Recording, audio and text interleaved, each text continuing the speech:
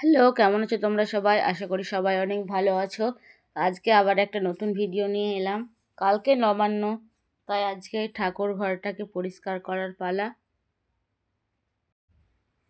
ঘর তো পরিষ্কারই আছে, তাও যে মাকড়সাতে জাল বানিয়েছে সেই জালগুলোকে পরিষ্কার করব এবার। এখন আমি আর আমার বোন নেমে পড়েছি ঘর পরিষ্কার করার কাজে।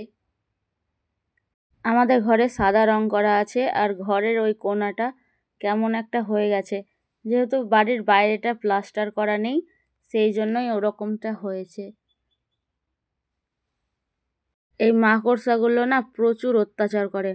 2 দিন অন্তর অন্তর ঝাড়তেই থাকতে হয় ঘর। ঘর যদি না ঝাড়া হয় তাহলে পুরো ঘর দেখা যাবে না। আর মাকড়সাতে এত জাল পারে, ঘরের একটা কোণাও বাদ রাখে না মাকড়সাতে জাল করতে। দেখো চারিদিকে জাল করে রেখেছে।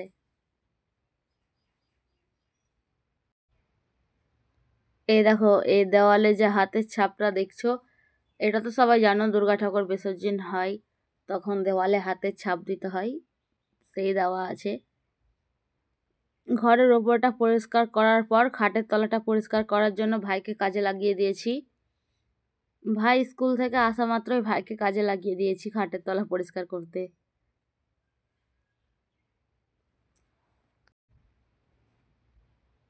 পুরো ঘর ঝেড়ে দেখো এতটা মাকড়সার জাল বেরোলো। কিছুদিন আগেই ঘরটা ঝাড়া হয়েছিল।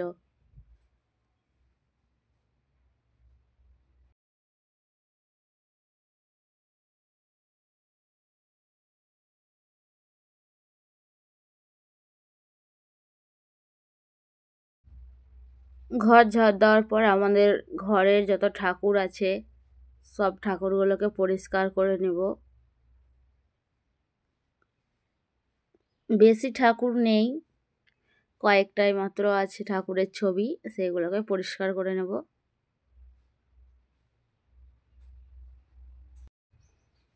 তার আগে খাটের তল থেকে যে জিনিসগুলো বার করেছিলাম সেগুলোকে সেই জায়গায় রেখে দিই,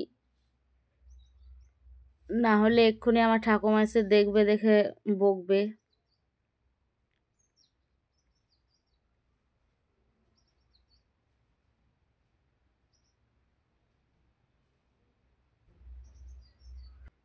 ঠাকুরগুলো আমি ভালো করে ধুয়ে মুছে পরিষ্কার করে নিলাম।